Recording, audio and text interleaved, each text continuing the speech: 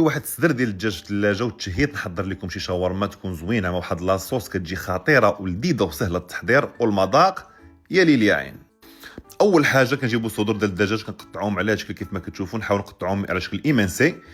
من بعد كنضيفوا الياغورت الطبيعي، زيت الزيتون، شويه ديال الخل، العصيره ديال الحامض، وشويه ديال الملحه، التوابل ديال الشاورما.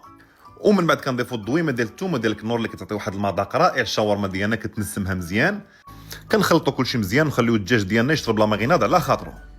وباش نحضروا لاصوص المرافقه كنديروا الثومه، شويه الحامض، جغيمه ديال الماء والملحه وشويه ديال الزيت. كنضربوا كلشي مزيان. من بعد كنضيفوا بياض البيض وكنعاودوا نضربوا مزيان وكنضيفوا شويه الزيت بشويه بشويه بحال غنطلعوا المايونيز. من بعد لاصوص ديالنا ملي كتولي على هذا الشكل كنضيفوا البابريكا فيمي، كنحكوا واحد الكورنيشون ولا جوج وشويه ديال المعدنوس، كنخلطوا كلشي مزيان وها لاصوص ديالنا واجده. من بعد كنجيب الدجاج ديالنا كنطيبوه مزيان حتى كيتحمر على هذا الشكل. وباش الشاورما يكون عندها المذاق ديال الفيماج كنجيبوا الفخر والزيت وكيطلق الدخان ديالو، كنسدوا على الشاورما ديالنا حتى كتشرب هذاك الفيماج مزيان.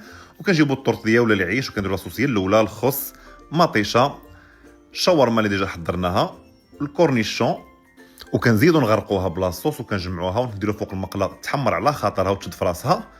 وها الشاورما ديالنا وجدات. ما نعاودش لكم مع هاد لاصوص كتجي ليل يا عين. كنتمنى الوصفه تعجب ديالكم وبالصحه والعافيه.